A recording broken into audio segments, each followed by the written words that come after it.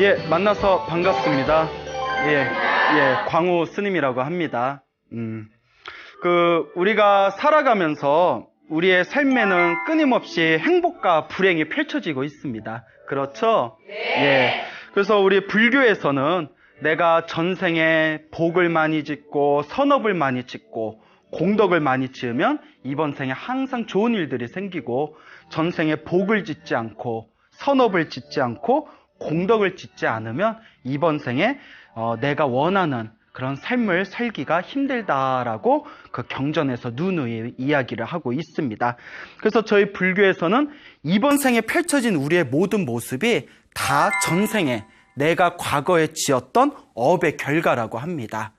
그리고 이번 생에 내가 짓고 있는 나의 행위와 나의 업들이 다음 생을 결정짓는 가장 중요한 뿌리와 씨앗이 된다고 합니다. 그래서 항상 우리 불자들은 내가 지금 이번 생에 어떤 업을 짓고 있는지, 좋은 업을 짓고 있는지 좋지 못한 업을 짓고 있는지를 끊임없이 스스로 반성하고 되새겨 볼 줄을 알아야 됩니다. 그 불교에서는 자기가 지은 업에 따라서 다음 생에 태어나는 여러 가지 모습들이 결정짓는다고 합니다. 그래서 불교에서는 육도윤회라는 게 있습니다. 많이 들어보셨죠? 그래서 윤회라는 것은 수레바퀴와 같이 태어나고 죽음을 끊임없이 반복하는 우리 중생들의 모습, 이 중생들의 끊임없이 태어나고 죽는 이 모습을 윤회라고 합니다. 그래서 6가지 모습으로 윤회를 하는데, 그 6가지 모습이 가장 밑에 있는 지옥의 삶이 있고요. 그 다음에 배고픈 굶주린 귀신들의 세계인 아귀계가 있습니다. 이 아귀 같은 놈, 이런 말 들어보셨죠? 예, 아귀라는 그런 이제 배고픔에 굶주린 귀신들의 세계가 있습니다. 그리고 어리석은 삶을 살았던 사람들은 다음 생에 축생으로 태어난다고 합니다. 예, 짐승으로 태어난대요. 개나 고양이나 여러 가지 짐승으로 태어나게 되죠.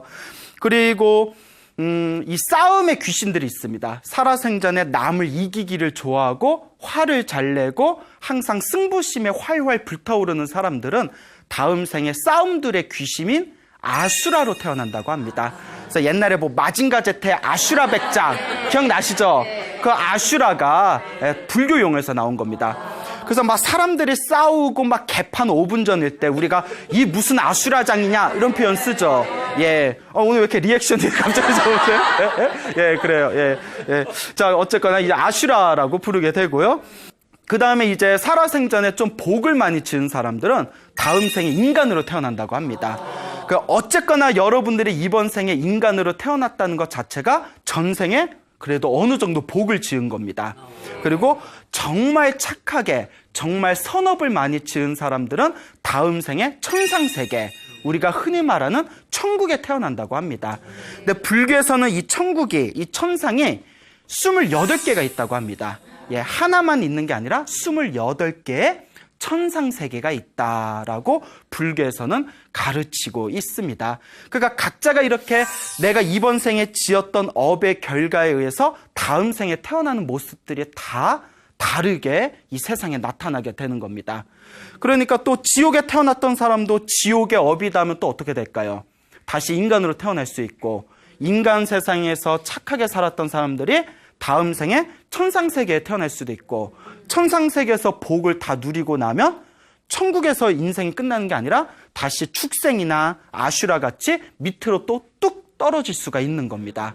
이와 같이 내가 지은 업에 의해서 태어나고 죽으면서 끊임없이 6가지의 이런 중생들의 모습으로 펼쳐지는 우리 삶의 모습을 불교에서는 육도윤회라고 부르게 됩니다. 여러분은 전생에 무엇이었을 것 같아요? 모르죠. 예. 근데 항상 하는 얘기가, 이 많은 사람들이 이 인과응보나 육도윤회를 잘 안 믿습니다. 예. 솔직히 딱 믿기기가 힘들어요. 왜 안 믿겨지냐 하면 내가 못 봤으니까. 그렇죠. 그래서 우리 불교에서 항상 하는 이야기가, 누구든 자기의 전생을 기억할 수 있고, 누구든 다음 생에 내가 지은 업에 의해서 다음 생에 결정되어진다는 것을 믿기만 한다면 이 세상 모든 세상 사람들이 착하고 부지런하고 행복하게 살아갈 텐데, 아무도 그걸 믿지 않아서 스스로 착한 짓을 하지 않고 악업을 짓고 악행을 지으면서 살아가는 것이다 라고 이야기하고 있습니다. 예, 우리 중생들이 죽음이 코앞에 이르렀을 때, 딱 죽음이 코앞에 이르렀을 때 눈앞에 이렇게 그 환상 같은 걸 보게 된답니다. 그래서 여러분 이렇게 돌아가시는 분들 보면 뭐 돌아가시면 뭐가 보인다 이런 말씀하신 분도 있고, 또 죽었다 살아난 사람들이 있습니다. 그래서 서양에서 어느 그 학자들이 죽었다가 깨어난 사람들, 분명히 의학적으로 숨이 끊겼는데 뭐 5분 후나 10분 후에 갑자기 살아난 사람들을 딱 그 자기 죽은 동안에, 의식이 끊긴 동안에 무엇을 경험했는지를 이렇게 통계를 냈는데 다들 저마다 자신들만의 환상을 봤다고 합니다. 완전히 의식이 끊긴 상태에서. 그러니까 이 학자들이 의아한 게 뇌의 의식 상태가 완전히 사라졌는데도 그 순간에 환상을 봤다는 것 자체를 의학자들도 굉장히 의아하게 여긴답니다. 그래서 많은 뇌의학자들이 굉장히 관심을 가지고 깊이 연구하는 분야 중에 하나가 이 죽었다 깨어나는 임사체험이라고 합니다. 예, 임사체험이라고 부릅니다. 이렇게 사람이 죽음 직전에 이르거나 뭐 죽다가 다시 깨어난 사람들을 보면 무언가 자기들만의 환상을 봤는데 2600여 년 전에 우리 부처님의 경전에도 이 자기가 죽기 직전에 어떤 환상을 보았냐에 따라서 다음 생에 내가 무엇으로 태어날지를 대충 얼추 알 수가 있다고 합니다. 그러니까 한번 잘 들어보세요. 죽음이 코앞에 이르렀을 때 눈앞에 막 큰 불덩어리가 보인다거나 막 귀신 같은 게 보인다거나 막 악귀 같은 게 보이면 어디에 태어난다는 징조일까요? 그렇죠. 지옥에 태어난다는 징조랍니다. 아시겠죠? 네. 그리고 죽기 직전에 눈앞에서 막 큰 들판이 보인다거나 막 산이 보인다거나 뭐 큰 황무지가 보이면 어디에 태어난다는 걸까요? 축생으로 태어날 확률이 크답니다. 그러니까 산이나 들판 보이면 무슨 말인지 알겠죠? 예. 왜 이렇게 놀라세요? 예, 예. 나 봤어 이런 분위기인가요? 예? 예? 큰 산이 보이면 뭐 산, 들판 막 이런 게 보이면 축생으로 태어날 확률이 커요. 뭐 이거 눈앞에 큰 바다가 보이면 뭘로 태어날 확률이 클까요? 예, 그렇죠. 물고기로 태어날 확률이 크겠죠. 예? 예? 나 바다가 좋아. 스님, 저는 죽기 직전에 경포대 해수욕장을 보고 싶어요. 예, 예, 거기 이제 물고기로 태어날 수도 있어요. 예, 예, 이제 예를 들면, 예, 자, 그리고 눈앞에 돌아가신 부모님을 본다거나, 뭐 그런 분 있죠. 엄마가 날 자꾸 불러. 저 뭐 강 건너에서 엄마가 날 자꾸 불러. 막 이러면서 돌아가신 분 있잖아요. 그리고 조상님을 본다거나, 예? 이런 분들은 어디에 태어날 확률이 클까요? 인간으로 태어날 확률이 크답니다. 예, 부모님이나 돌아가신 조상님들을 보시는 경우에는 다음 생에 인간으로 태어날 확률이 크다. 눈앞에 환한 빛을 본다거나 눈앞에 인간 세상에서 볼 수 없는 화려한 세계가 보일 경우에는 어디에 태어난다는 징조의 확률이 크다? 그렇죠. 하늘 세계에 태어날 확률이 크다. 그리고 죽기 전에 연불 소리가 들린다거나 하늘에서 뭐 부처님의 법문 소리가 들린다거나 죽기 직전에 눈앞에서 부처님이나 보살님의 모습이 보이면 다음 생에 부처님이 계신 불국토에 태어날 확률이 크답니다. 예. 그러니까 이런 게 이제 경전들에 다 나옵니다. 실제로 제 주변에 이렇게 돌아가신 분들, 어르신들 옆에서 임종하실 때 옆에서 이렇게 지켜보신 분들 이야기를 들어보면 어떤 분은 막 소리를 지르면서 막 손발을 막 허우적거리다가 돌아가신 분들도 계시고, 그렇죠. 그리고 어떤 분은 눈을 감지 못하고 눈을 뜬 채 돌아가신 분도 계십니다. 이런 분들은 좀 죄송스러운 얘기지만 좀 안 좋은 곳에 태어났을 확률이 좀 크다. 예, 무슨 말인지 알겠죠? 왜 그런고 하면 우리가 살아생전에 지었던 업이 죽기 직전에 그 업의 징조가 나타난답니다. 그래서 살아생전에 마음을 잘 쓰고 복을 많이 지으신 분들은 죽음 직전에 좋은 현상을 보고요. 살아생전에 살생을 많이 하고 화를 잘 내고 남을 괴롭혔던 사람은 죽기 직전에 굉장히 안 좋은 무서운 현상들을 보게 된답니다. 예. 그리고 또 어떤 분들은 다 이렇게 돌아가시면서 저기 돌아가신 우리 부모님이 나한테 손짓하고 있다. 나 이제 갈게 하시는 분들 계시죠. 그런 분들은 인간으로 태어났을 확률이 크고요. 또 어떤 분은 다 눈을 감으면서 나무아미타불 연불하시면서 부처님이 나를 부르시는구나. 나는 부처님 저 빛을 따라 나는 이제 떠나겠다 하시는 분들은 정말 부처님이 계신 국토에 태어날 수 있을 확률이 크죠. 예. 그러니까 여러분들은 다음 생에 어디에 태어나고 싶으세요? 천상? 그래요. 천상에 태어나도 영원한 삶이 아닌데, 예, 그래도 좀 누리고 싶은 게 있으시구나. 예. 자, 어쨌거나 이런 관점에서 봤을 때, 우리 부처님의 경전을 보면, 지금 제가 이야기한 그런 부분의 연장선상에서 굉장히 재미난 이야기들이 많습니다. 그 중에 오늘 또 들려드릴 이야기가 백정쭌다의 이야기입니다. 예, 이름이 뭐라고요? 네, 쭌다예요, 쭌다. 예. 근데 백정이었대요. 백정이 이제 도살업이잖아요. 그 불교에서는 생명을 죽이는 업이 가장 안 좋은 그런 업이랍니다. 생명을 죽이는 거. 그러니까 이제 모기나 바퀴벌레 정도 죽이는 거는 좀 약하대요. 예? 뭔 얘기인지 알죠? 근데 모기를 죽이는 것보다 돼지를 죽이는 게 더 무섭대요. 돼지를 죽이는 것보다 소를 죽이는 게 더 무섭대요. 소를 죽이는 것보다 인간을 죽이는 게 제일 무서운 살생의 업이랍니다. 그러면 무엇을 따지냐면 인지 능력으로 따진답니다. 모기보다는 돼지가 똑똑하잖아요. 네. 돼지보다는 사람이 더 똑똑하잖아요. 똑똑하다는 건 영적인 진화를 뜻한 거래요. 그래서 영적인 진화의 수준이 높은 것을 죽일수록 받는 악업이 무섭답니다. 그래서 같은 사람들 중에서도 나쁜 놈을 죽였을 때와 수행을 열심히 해서 깨달음을 얻은 분을 죽였을 때 그 업의 차이가 또 엄청 크답니다.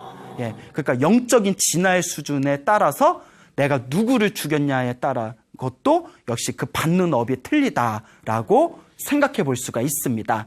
근데 이 백정쭌다는 이제 돼지 잡던 사람이었어요. 근데 돼지를 죽여도 곱게 죽이지는 않고 아주 잔인하고 학대하면서 죽였대요. 근데 우리 그 가끔 뭐 책 같은 걸 보면 실제적으로 그 굉장히 성품이 좀 잔인한 사람들이 있는 것 같아요. 그래서 저희들 같이 마음이 약한 사람들은 누구 때리지도 못해요. 예, 진짜 마음이 약해서 누굴 때리면 내 손이 아파. 예? 예? 예? 내 손이 아파. 내 가녀린 손으로 저 사람을 때렸고, 손이 아파라. 예? 이 마음이 약한 사람들은. 그런데 책 같은 걸 보면 막 연쇄살인마 이야기 있잖아요. 막 입에 담기도 무서울 정도로 흉폭한 사람들이 있어요. 근데 이 백정쭌다도 굉장히 잔인하고 흉폭한 사람이었대요. 그래서 돼지를 잡을 때 아주 잔인한 방법으로 죽였다고 합니다.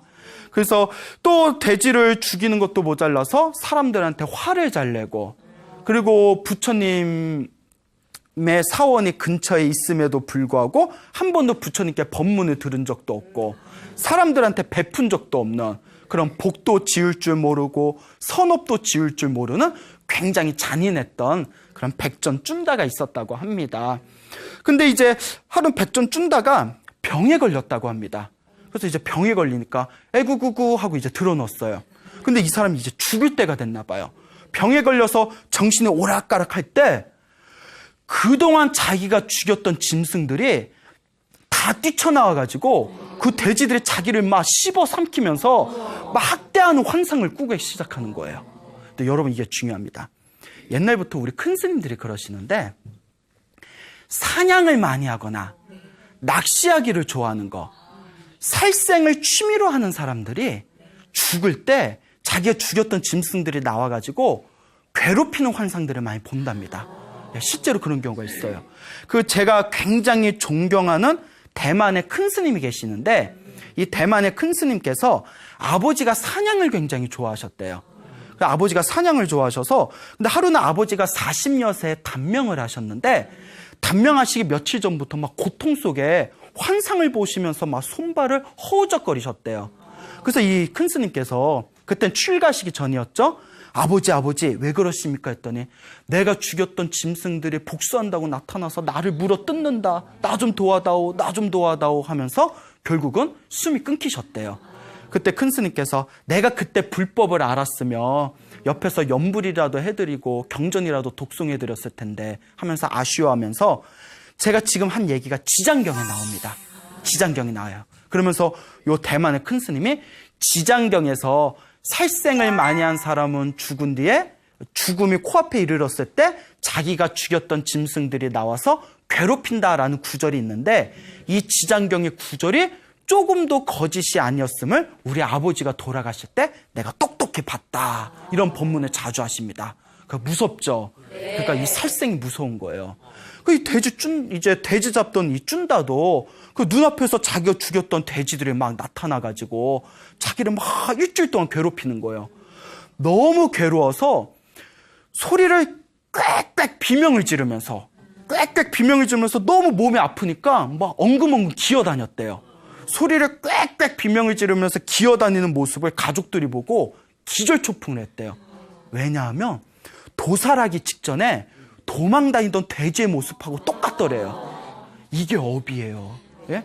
그리고 이 돼지 쭌다가 막 고통 속에서 눈앞에서 불구덩이가 활활 타오르는 게 자꾸 보인다고. 그곳으로 자기가 빨려 들어가는 게 보인다고. 이게 아까 얘기한 어디에 떨어질 업이에요? 지옥에 떨어질 업이에요. 그러니까 그렇게 일주일 동안 비명을 꽥꽥 지르다가 일주일이 지난 뒤에 이제 목숨이 딱 끊깁니다. 예, 눈을 부릅뜬 채 갑자기 고통 속에 허우적거리다가 죽게 돼요. 그 근처에 부처님의 사원이 있었습니다. 그때 제자들이 일주일 동안 어디서 돼지 멱다는 소리가 꽥꽥 일주일 동안 들리다가 예? 그 멱다는 소리가 딱 멈추니까 부처님께 찾아갑니다. 부처님, 저 돼지 잡는 쭌다는 너무나 잔인합니다. 일주일 동안 어떻게 24시간 쉬지 않고 저렇게 돼지를 죽일 수가 있단 말입니까? 그때 부처님께서 가만히 계시다가 제자들아, 저 일주일 동안 들리던 저 돼지의 비명소리는 돼지가 아니라 쭌다의 목소리였다라고 하시는 거예요. 일주일 동안. 그 부처님은 다 보고 계시는 거죠. 신통력으로. 거룩하신 세존이시여, 그것은 왜 그런 겁니까? 백정 쭌다가 살아생전에 너무나 살생의 악업을 많이 지었기 때문에 죽기 직전에 그 업을 받은 것이다. 하지만 더 안타까운 것은 죽은 뒤에 아비지옥에 떨어져서 지옥에서 오랫동안 더 큰, 더 무서운 고통을 받아야 되니 그것이 더 안타까운 일이다 라고 법문을 하셨다고 합니다. 예? 그럼 우리는 이런 생각을 해볼 수가 있어요. 부처님께서 그 소리를 다 듣고 쭌다의 괴로움을 다 아셨는데도 왜 부처님이 가서 도와주지 않았을까요? 그렇죠? 부처님은 자비로운 분인데 왜 고통받는 중생을 코앞에 다 뻔히 알고 계시면서도 왜 도와주지 않으셨을까? 여기에 불교의 중요한 비밀이 있습니다. 내 업은 누가 받는다? 내가 받는다. 예? 여러분, 많은 분들이 오해하시는 것 중에 하나가 부처님만 열심히 부르면 정말 부처님을 간절한 마음으로 부르고 제가 잘못했습니다 하고 간절 마음으로 참여하면 부처님이 분명히 도와주십니다. 무슨 말인지 알죠? 하지만 당신을 부르지 않으면 부처님도 애써 직접 가서 도와주신다, 도와주지 않으신다. 예. 안 도와주시는 게 아니라 그게 업의 법칙입니다. 그 사람이 받아야 할 업이 있기 때문에 부처님을 간절한 마음으로 부르면 부처님은 언제든지 가서 도와주시고 자비를 펼칠 수 있지만 부처님을 부르지 않고 부처님을 믿지 않는 사람에게는 부처님도 도와줄 수 있다, 없다? 도와줄 수가 없는 거예요. 알겠죠? 이게 인과의 법칙입니다. 예? 그렇기 때문에 많은 분들이 항상 간절한 마음으로 우리가 관세음보살을 부르고 지장보살을 부르고 석가모니부를 부르고 아미타부를 부릅니다. 그렇죠? 네. 간절하게 부르면 효과가 있습니다. 하지만 우리가 괴로움에 떨어졌을 때 스스로 괴로움에 막 몸부림치면서 스스로 괴로움 속에서 치를 떼면서도 부처님께 의지하고 부처님께 스스로의 잘못을 참여하지 않고 간절한 마음으로 부처님께 도움을 청하지 않는다면 부처님도 도와줄 방법이 있다, 없다? 없다. 이게 바로 인과의 법칙이다. 예, 이게 바로 업의 법칙입니다. 그래서 쭌다는 자기가 받아야 평생 동안 지었던 자기의 업이 있었기 때문에 결국 그렇게 이제 지옥에 떨어지게 된 겁니다. 무슨 말인지 알겠죠? 예. 그래서 부처님께서 제자들에게 다음과 같은 개성을 가르치십니다. 악행을 짓는 사람은 이번 생에도 괴롭고 다음 생에도 괴롭다. 자기가 지은 악행을 슬퍼하며 괴로워한다. 라고 제자들에게 이 개성을 가르치시게 됩니다. 여러분도 이번 생에 악업을 많이 지으시면 안 됩니다. 아예 악행을 지으시면 안 됩니다. 이번 생에도 괴로워지지만 더 무서운 것은 내가 지은 그 악업의 대가를 다음 생에도 받아가게 된다는 것입니다.